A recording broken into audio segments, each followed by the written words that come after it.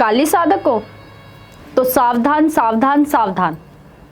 बुरे कर्म करते हो, लोगों में भ्रम फैलाते हो कि काली की सवारी आती है, मैं तेरा नाश कर दूंगा। तो जिन लोगों को ये धमकी मिलती है वो शांत हो जाए। नहीं हो सकता आप लोगों का नाश,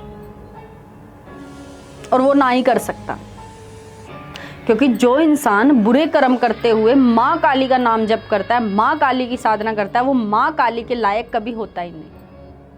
जो माँ काली का सच्चा साधक है वो ईमानदार होता है, सदा सच बोलने वाला होता है, बुरे कर्म कभी नहीं करता, किसी का बुरा नहीं चाहता।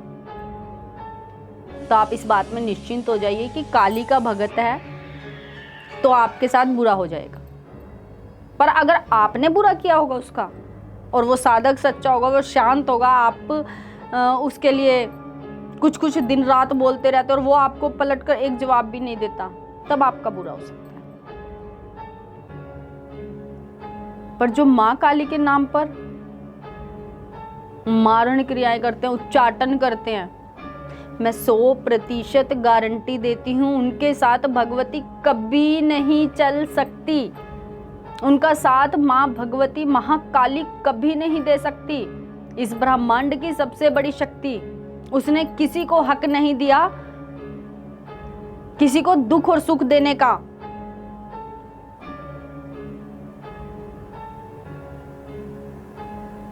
जो माँ काली का साधक होकर माँ की पूजा सेवा करता है, सोचता है मैं काली को प्रसन्न कर लूं, और लोगों का बुरा सोचता है, लोगों का बुरा करता है, तो माँ काली के गण ऐसे साधक की अधोगति कर देते हैं। कोई भी साधक हो, कोई भी माँ काली की साधना करना चाहते हो, बड़े सोच समझ कर चले। तुम्हारे मुख पर कभी झूठ नहीं होना चाहिए, ईमानदारी से रहने वाले होने चाहिए। तुम्हारे मन में भी किसी का बुरा सोचने की क्षमता नहीं होनी चाहिए, क्योंकि अगर इनमें से कोई भी चीज तुम्हारे अंदर लालच है, लोभ है, क्रोध है, तुम दूसरों का बुरा बहुत जल्दी चाहते हो, सोचते हो कि शक्ति प्राप्त हो गई और मैं उसका बुरा कर दूं, तो तुम्हारी माँ काली के गण ऐसी अधोगति करेंगे कि तुम्हें ना जन्म लेने पर खुशी होगी और मृत्यु तो तुम्हें आएगी नहीं, तुम मांगोगे तब भी।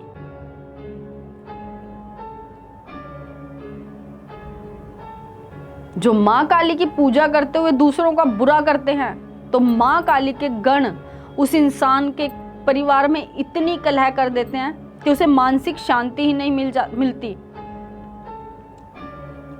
धन की हानि बार बार होती रहती है। स्वप्न सिद्धि मिलने की बजाय स्वप्न दोष मिल जाता है, उसे बुरे बुरे सपने आने लग जाते हैं, नकारात्मकता बढ़ जाती है। वो सोचता है फिर कि मैंने तो पूजा करी थी माँ काली की, इसीलिए तो ऐसा नहीं हो रहा। अपने दिमाग को ठिकाने रखिए। अगर माँ काली की सेवा पूजा भाव से नहीं करोगे और दूसरे का बुरा चाहने के लिए करोगे, तो ऐसा काली कभी नहीं करेंगी।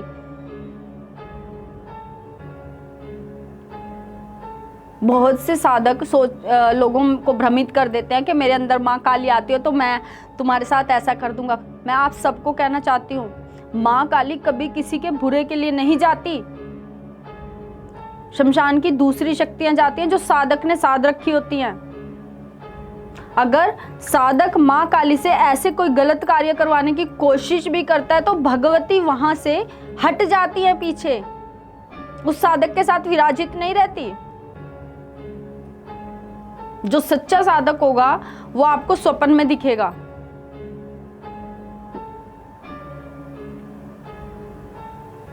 और अगर सच्चा साधक नहीं होगा तो आपको स्वप्न दर्शन कभी नहीं देगा। और जो बुरे कर्म करते हुए भगवती की सेवा उपासना करते हैं, तो वो अपने जीवन को स्वतः ही अपने हाथों से नाश कर रहे हैं।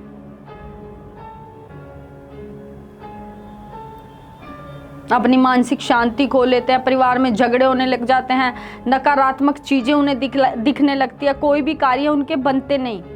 तो इसीलिए जब भी माँ की सेवा पूजा करें, माँ काली की सेवा पूजा करने जाएं, तो अपने आप को बहुत सच्चाई ईमानदारी से माँ के सामने खुद को पेश करें। तब आपको माँ की असली शक्तियाँ मिलेंगी, तब आपको पता चलेगा असली शक्ति क्या होती है।